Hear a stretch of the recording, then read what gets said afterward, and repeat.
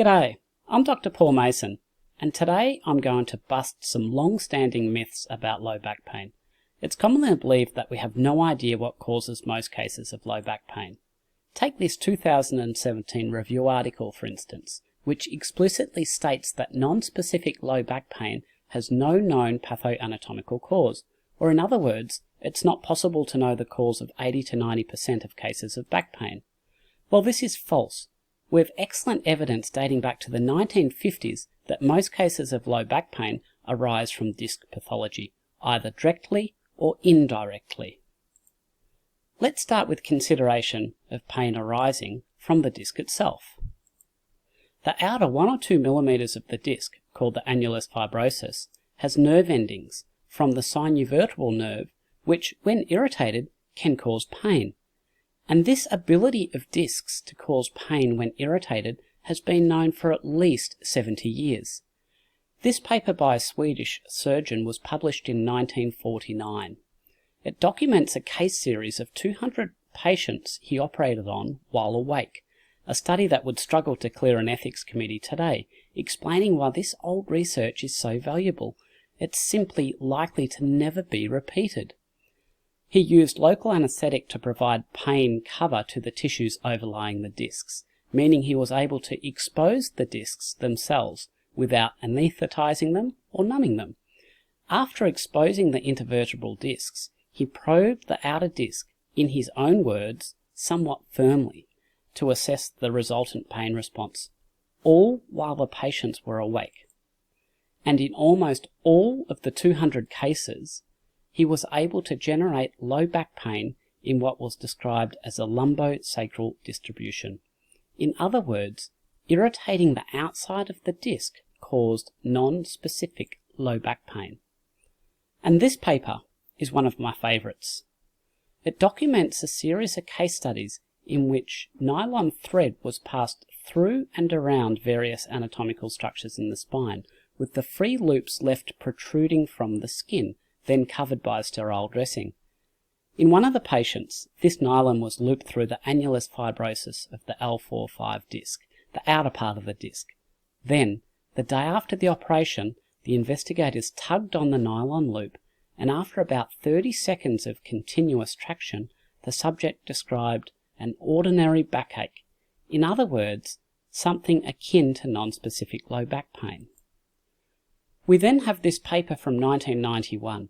A series of 193 patients were again operated on while awake, using local anaesthetic for analgesia. First, the investigators exposed the tissues of interest, and then, before numbing them with local anaesthetic, they used blunt compression and electrical stimulation to assess the pain response. The major finding was that the outer disc, the annulus fibrosus, was implicated in low back pain. In 2/3 of the nearly 200 subjects, stimulation of the annulus fibrosus always reproduced their pre-operative pain. Not just caused pain, but qualitatively reproduced their pain. The subjects identified the pain produced on irritation of the annulus as being identical to their usual low back pain. Clear evidence that much so-called non-specific low back pain is actually discogenic. While the annulus can cause low back pain, however, in the real world we don't have someone poking the outside of our discs. Rather, it's internal disc pressures which are most important. Anything which increases internal disc pressures can lead to stress on the annulus fibrosus and has the theoretical capacity to cause pain. And this was demonstrated in this 1949 paper by Carl Hirsch. He reports on 16 subjects who all had severe recurrent low back pain. Using X-ray guidance, he inserted a small needle about 1/2 centimetre into one or both of either the L4-5 or the L5-S1 discs and injected about 2 mL of saline. This increased the intradiscal pressure and in every subject led to reproduction of their low back pain. Identical.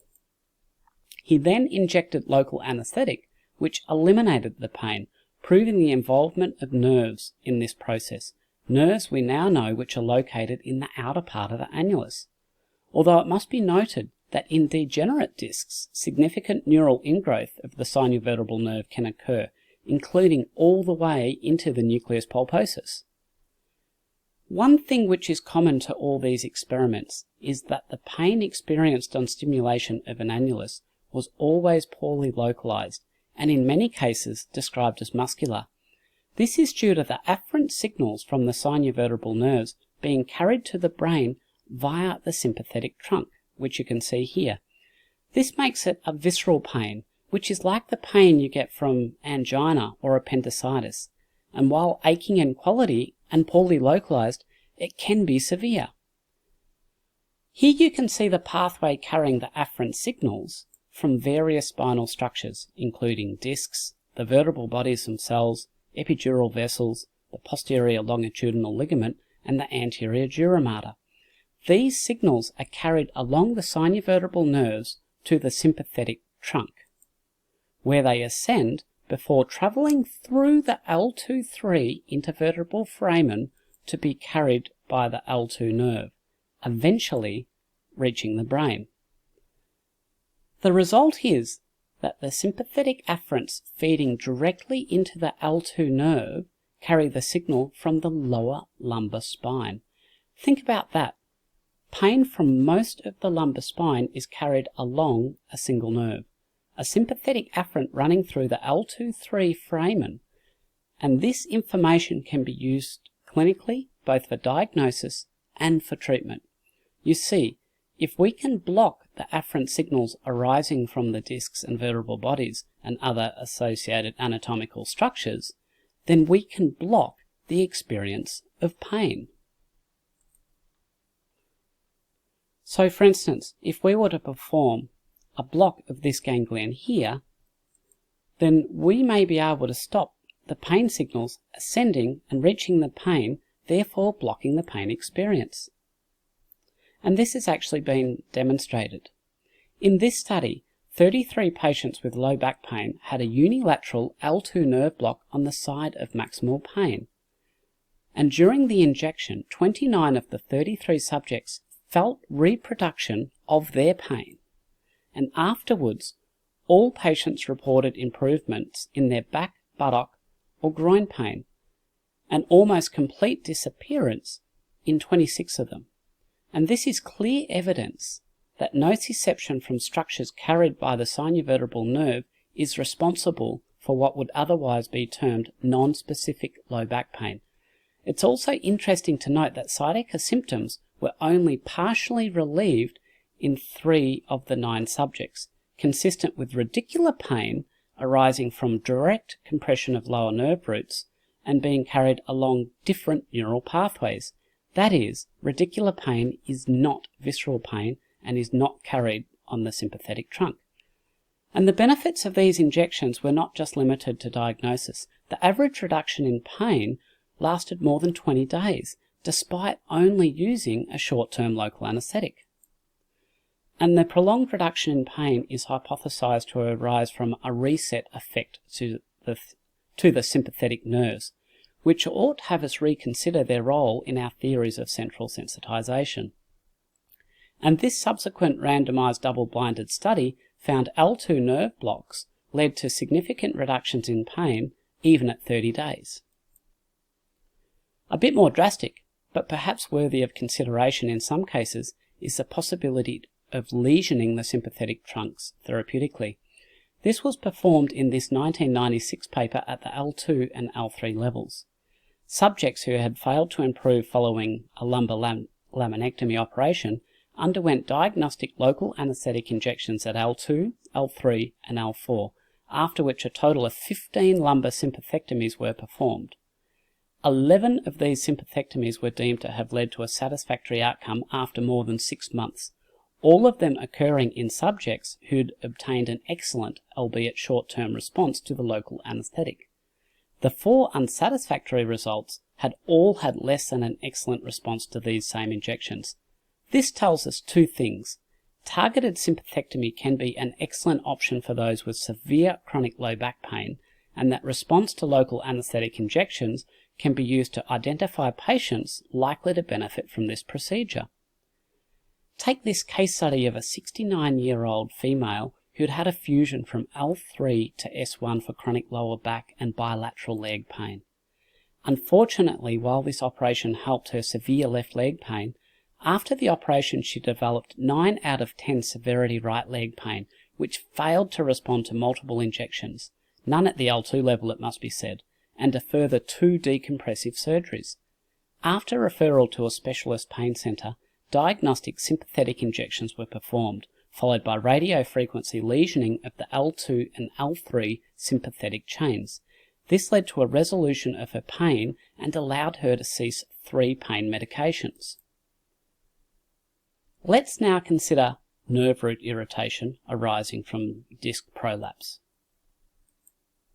Here is a close-up of a nerve, and in colour you can see the small nerves and vessels which insert into the periphery of the larger nerve.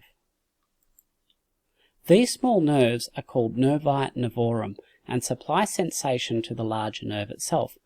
Unlike the signals carried along the nerve itself, the signals from the nervi nervorum are very likely to be transmitted along sympathetic nerves and are therefore visceral. This means that they're poorly localized, resulting in an aching kind of pain. So irritation of a nerve, even without compromising its function in terms of its ability to carry ascending and descending signals, can cause pain. And like other visceral pain, this pain can be referred in a somewhat predictable, if not always exact, pattern. Consider, for instance, the pain around the umbilicus, which usually heralds appendicitis, or the left arm pain, which can signal a heart attack. And the irritation of the nervi nervorum around the larger nerves can be either mechanical, from direct pressure of a prolapsed disc for instance, or chemical, derived from inflammation. The chemical component usually arises secondary to a breach in the annulus fibrosus. This allows the nucleus pulposus, which is normally contained within the annulus, to be exposed to the immune system. You see, the nucleus is normally immune privileged. Being avascular, the disc is normally isolated from the immune system, and when it's exposed to the circulation and the immune system, it's subject to attack, resulting in localized inflammation, which is a direct irritant to the adjacent nervi nervorum fibers.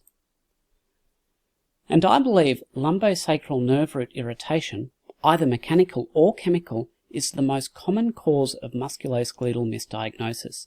This is because it can masquerade by way of referred pain as a number of conditions, including SIJ pain, piriformis syndrome, hamstring pain, ischial bursitis, gluteus medius syndrome, and greater trochanteric pain.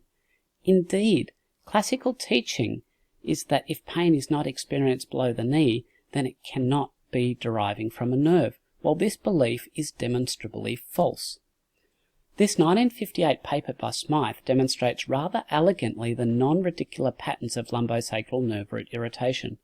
In 26 patients, nylon thread was passed around one or more nerve roots during surgery, with the free ends of the nylon left protruding from the skin and covered by a sterile dressing.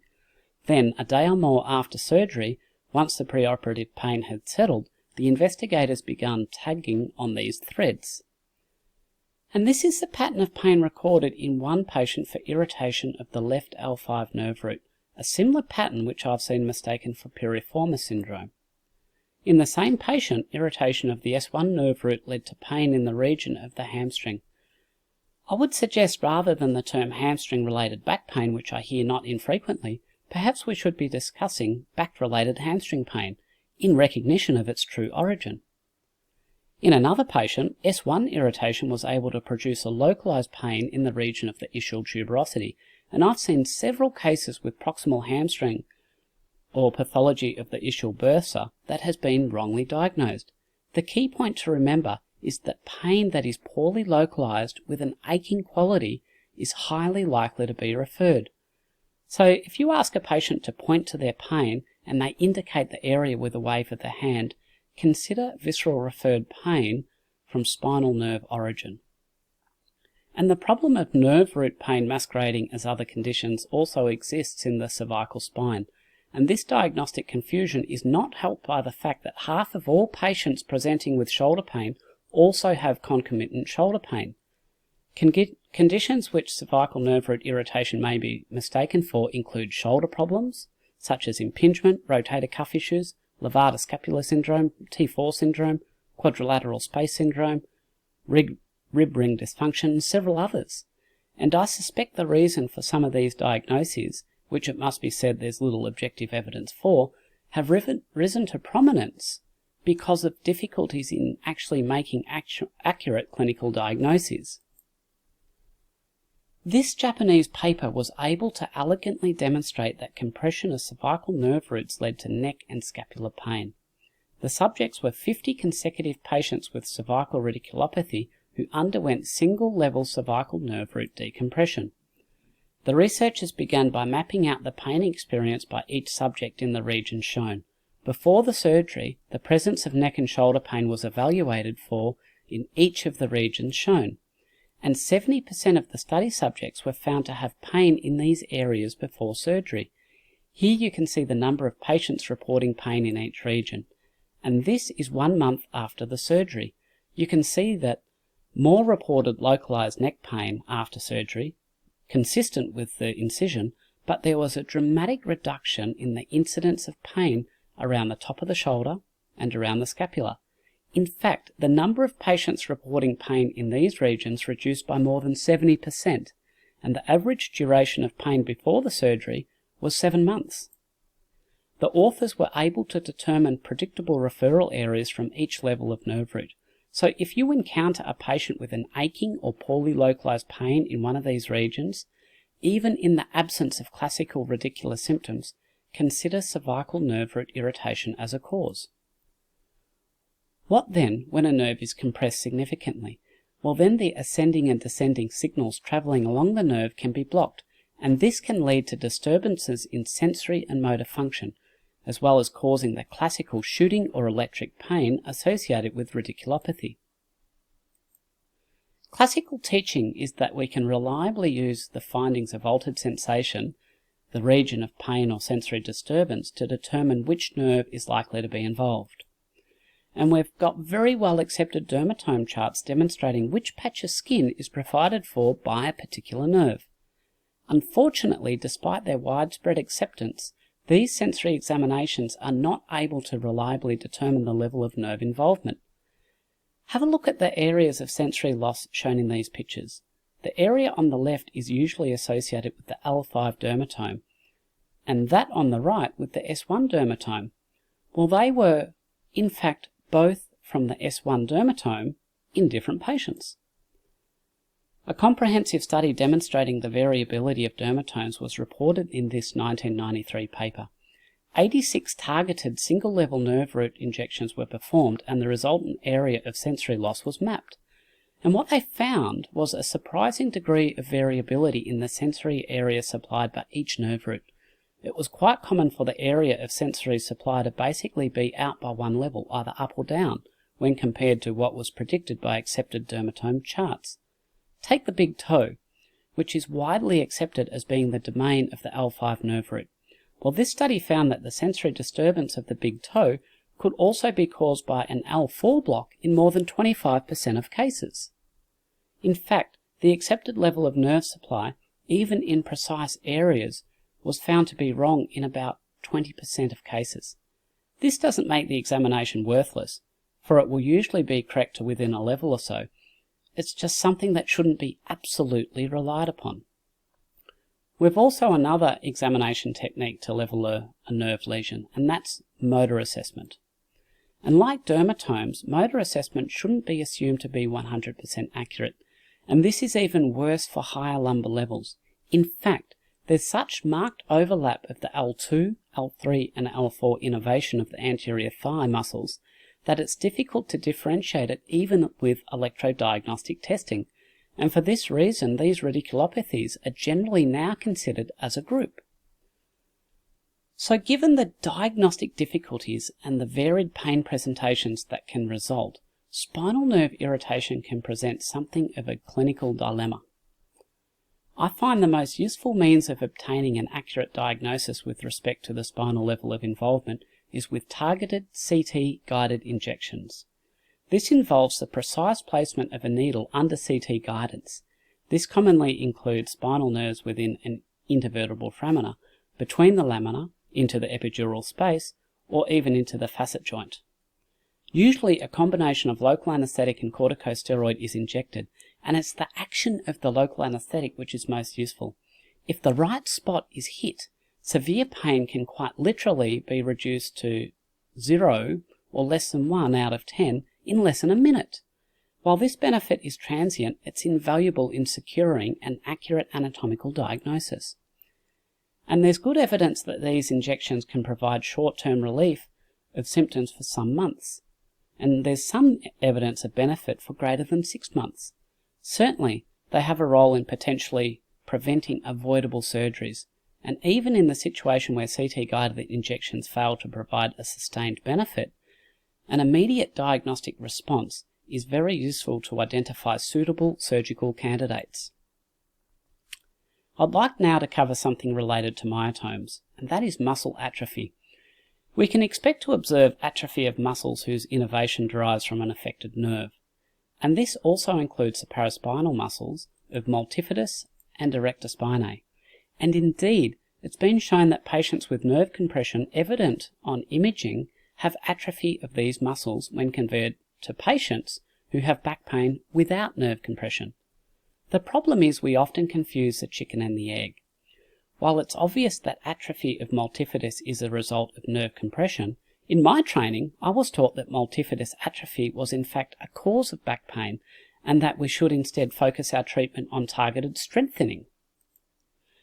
I sometimes see a similar error of logic in regards to the gluteal muscles. Being innervated from L4, L5 and S1, the gluteal muscles are susceptible to weakness and atrophy with lumbosacral radiculopathies as well. Some patients I see, however, have been advised that their back problems arise from gluteal dysfunction, rather than the gluteal dysfunction being a consequence of the nerve compression. Indeed, on screen you can see the atrophied gluteal muscles as a consequence of a radiculopathy. So giving gluteal exercises to a patient with lumbosacral radiculopathy makes little more sense than prescribing a patient with an S1 radiculopathy calf raises to help with calf weakness. The problem isn't within the muscles, but rather the pathway which conducts the signals from the brain to the muscles. Another muscle-related concept which correlates well with lumbar radiculopathy are trigger points. These are focal areas of tenderness in muscles, palpable as nodules, and a frequent target of therapists, including through dry needling and deep massage. Research published in 2016 found that trigger points in the superolateral quadrant of the gluteal region are highly specific for radiculopathy, based on examination and MRI and electrodiagnostic examination of 325 patients. In fact, the presence of gluteal trigger points indicated a greater than 90% chance of having a radiculopathy.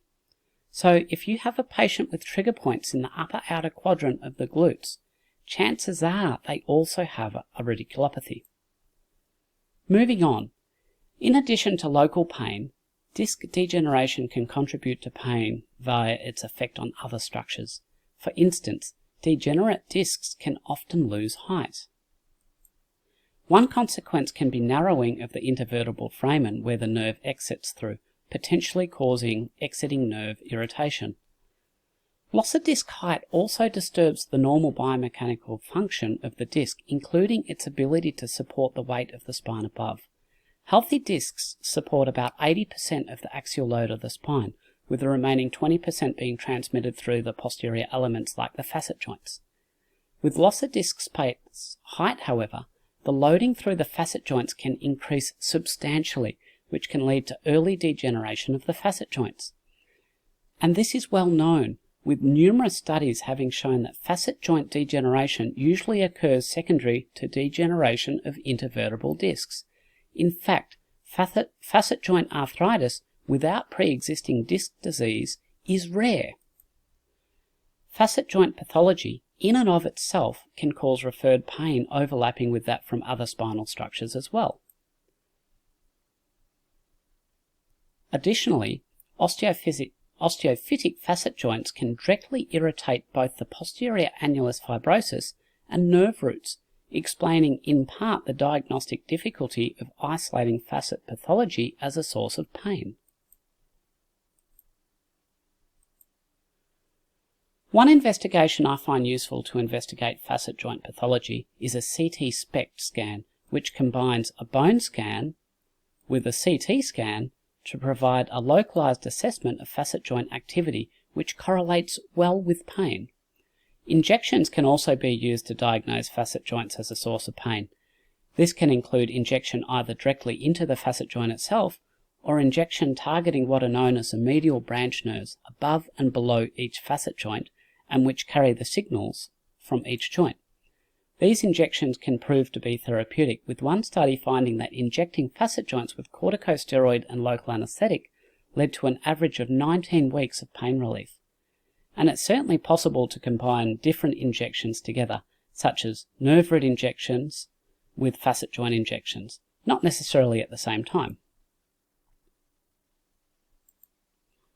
Even longer-term results in terms of pain relief may be obtained through a procedure called radiofrequency ablation, where a probe is inserted adjacent to the medial branch nerves and heated to about 80 degrees. This basically cooks the nerve and destroys its ability to conduct pain signals. And this procedure appears to be moderately successful, with this 24-month data published earlier this year finding that 44% of patients still had a greater than 50% reduction in pain. I'd like to now move on and review the role of conservative management in low back pain. As we've already seen, disc pathology underlies most cases of low back pain, either directly or indirectly. That is, pain may arise from injury to the disc itself or as a result of mechanical or chemical irritation to adjacent structures, including nerves and the dura. There may even be accelerated degeneration of facet joints secondary to disc disease. Whatever the cause, once an accurate diagnosis has been made, our attention turns to treatment. It's obvious that if we have a bulging or protruded disc, that anything that increases the pressure within the disc is likely to lead to an exacerbation of symptoms. If the outer annulus of the disc is breached, however, as occurs with either an extrusion or sequestration, many patients are curious as to what happens to the herniated nucleus. Well, the nucleus is immune privileged, meaning it's not normally exposed to the immune system when it's normally ensconced within the annulus. When it breaches the annulus, however, it's detected as foreign by the immune system, and specialized cells, called phagocytes, proceed to gradually digest it. This process is called phagocytosis, and is in fact measurable with a blood test. Interleukin-17 is a chemical called a cytokine which is found in the blood and is in part responsible for driving this process. Here you can see that patients with ruptured discs actively undergoing phagocytosis on the right have far higher levels of interleukin-17 than healthy controls. And this process usually, if not always, results in resorption of the extruded or sequestered nucleus pulposus fragment. In fact, this meta-analysis found that about 66% of disc prolapses spontaneously resorb, though it can take many months. Here you can see the regression of a large prolapse over a period of 17 months. So this is great news for patients. Even if they have a large extrusion, more often than not, it will resorb due to the action of the immune system. Unfortunately, phagocytosis is also an inflammatory process and can be quite painful, potentially leading to central sensitization over a long period of time. And so for some patients, especially those with debilitating pain or significant motor weakness, surgery may be an appropriate consideration. The fact is, however, the majority of patients with discogenic back pain can be effectively managed conservatively, and probably one of the most important factors in this is intradiscal pressure, or the pressure inside a disc which can exacerbate a prolapse. We gain valuable insight into intradiscal pressure from this 1999 paper. This belt was worn by a volunteer, which had a small rod with a pressure transducer at the end of it. This pressure transducer was then inserted into the centre of the L4-5 disc and held in place by the belt. And then, over a 24-hour period, the volunteer engaged in a variety of different activities, during which the pressures in his L4-5 disc was continuously recorded. And these were the results. You can clearly see that lying down leads to the lowest disc pressures, while sitting, if reclined right back, also has lower disc pressures than standing. Note that sitting upright, as is usually recommended, leads to significantly higher disc pressures. Lifting and squatting, even with a straight back, led to a large rise in disc pressure. So clearly we can see that posture matters. The pressure inside the disc is borne by the fibres of the annulus fibrosus, and certain postures are clearly more stressful to the disc. In addition to posture, another factor which influences disc pressure is time of day. The spinal discs are actually composed of more than 70% water, and about 25% of this can both exit and enter the disc throughout the day, and this leads to a predictable change in disc pressure over the course of a day. Basically, discs contain proteoglycan molecules which attract water, and in the unloaded state, such as when we lie down, these proteoglycan molecules attract fluid. Loading a disc can force water out, and the net movement of water reflects a balance of these forces. And when the fluid content of a disc is greater, the stress on the annulus will also be greater for any given activity or posture. And the same paper that measured disc pressures with movement also measured pressures in the L4-5 disc over 7 hours of sleeping. And the pressure, simply lying down for 7 hours, increased 2.4 times. This is why you're about 2 centimeters taller in the morning than before you go to bed, because the extra pressure in your discs push your vertebra apart. This is a graph from a study which measured the height of subjects over a 24-hour period, and it was clearly demonstrated that height increased while recumbent in bed, and decreased on rising from bed. And the increase in disc pressure, which predictably occurs overnight, is amplified by the axial loading when we rise from bed in the morning, and then potentially increased even further if we flex our spine. In fact, it's been shown that disc stresses are 3 times greater for the same degree of flexion when performed in the morning compared with performing it in the evening. 3 times greater. Which is why, if you need to get dressed in the morning, it might actually just make sense to pop a dressing gown on and wait for a couple of hours. But if you really need to get dressed, put your socks and underwear on lying down. That way, even if you can't avoid spinal flexion, at least you don't have the axial loading of your spine from gravity further increasing the pressure in your discs. Unfortunately, not everyone can avoid flexing their spines in the morning, such as athletes who typically train early in the day, and this has consequences. This is likely why the lifetime prevalence of low back pain in rowers is up to 94%, and a 2010 study on professional cyclists found that 58% had low back pain in the previous year, with 41% seeking medical attention. Compare this to runners who don't typically flex as much. Runners actually have lower rates of low back pain than the general population, and this recent systematic review even suggests that running could cautiously be considered as a protective factor for low back pain. This study, for instance, found that runners have increased disc height and better disc hydration than non-runners. So next time you have a patient with low back pain, don't suggest cycling as a preferable form of exercise over running. And if you do need to recommend cycling, remember, recumbent cycling places much lower stresses on the disc. And you know what? We've got excellent evidence that simply avoiding spinal flexion early in the morning is an effective treatment for low back pain. In fact, the magnitude of benefit proven by research far outweighs that of any other conservative treatment which I've looked at, including strength and stabilisation exercises and stretching.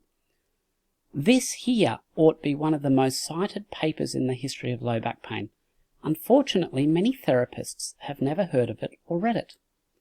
It was a randomised controlled trial where the intervention group was simply instructed to avoid spinal flexion for the first 2 hours of the day, and those in the control group were prescribed 6 exercises.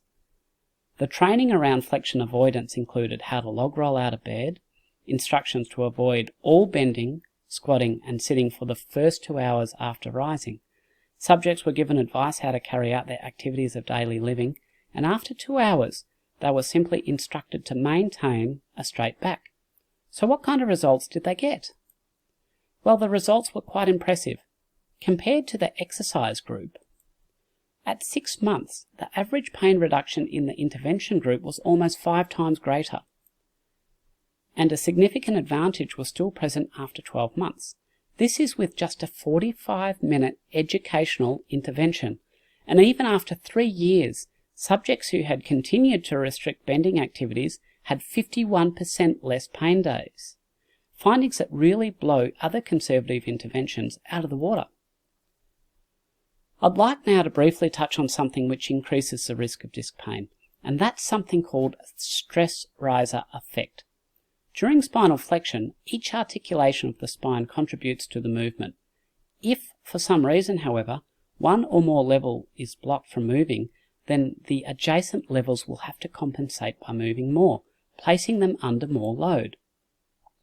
We can get a stress riser through something known as sacralization of lumbar vertebra. You can see here sacralization of the L5 vertebra, which effectively blocks the normal motion at the L5-S1 level, leading to increased forces at L4-5. And given that 75% of flexion and extension in the lumbar spine normally occurs between L5 and S1, the potential consequences to the L4-5 disc, which normally only contributes 20% to this movement, are obvious. Incidentally, the articulation between the enlarged transverse process of the L5 vertebra seen here and the sacrum can also cause pain, being called Bertolotti syndrome. A similar type of stress riser effect can arise following a surgical fusion, and this is one reason some cynically refer to this operation as the gift that keeps on giving, meaning that once a patient has had a fusion, it's likely that in the future it will need to be extended to adjacent levels as they deteriorate, sometimes multiple times. This makes it critical that if you have a patient who has had a spinal fusion, that you make sure they understand the importance of restricting lumbar flexion, as this is their best chance of slowing down adjacent level degeneration. Also not always considered is the role of hip flexion. Being adjacent to the lumbosacral spine, within the kinematic chain, any restriction of hip flexion has the potential to lead to a compensatory increase in spinal flexion. In younger people, this is usually due to femoroacetabular impingement, or FAI, and this usually leads to osteoarthritis with age. One good educational strategy for this, which is also helpful for hip pain, is to appreciate that the acetabular rim is deeper anteriorly than it is out laterally, and this can afford for a greater degree of hip flexion when the hip is in abduction than when it's in the midline. Hence, it can be quite useful to perform activities like squatting with the hips in a relatively abducted posture, and this can reduce compensatory flexion in the spine. So let's take a look at a case study. This photo was literally taken less than 2 months ago. On the floor is a 43-year-old male who developed severe low back pain after CrossFit, and he's being put on a stretcher by some firemen. Here he is being carried out to the waiting ambulance and clutching the green whistle inside the ambulance. In the emergency department, he was diagnosed with non-specific low back pain, filled to the eyeballs with medications, and discharged home. Then his luck turned, because he saw a therapist who prescribed him a strict flexion avoidance program for the first 2 hours of each day. And this is his 2-hour timer, which he was setting each morning for this purpose. His therapy also included postural awareness training, which included continual wearing of proprioceptive tape, so he could tell when he was flexing his spine. He was taught strategies on how to avoid spinal flexion. This included using a pickup stick, using elasticated shoelaces with a long-handle shoehorn, a lunge, squat and golfer's lift technique to minimize the degree of spinal flexion when he's picking things up, getting dressed lying on his back, and he was also advised to avoid sitting down on the toilet in the morning and to brush his teeth in the shower so he didn't have to lean over a sink. This is his driving position for when he was going to work, and once at work he used a standing desk. And in fact he was able to return to work very quickly. And if work can be flexible, I actually like returning patients to work as quickly as possible. And it took only 3 weeks for him to come off all his painkillers. And he's now back doing safe exercises, including chin-ups and dips, neither of which either flex or axially load the spine, and recumbent cycling, and gradually building his exercise capacity over time. And this is not a unique story. I know for many of you, what I've presented here today certainly represents a paradigm shift. It certainly was for me compared to what I was taught in the 90s. But please, just give it a go. Your patients will thank you. Thank you.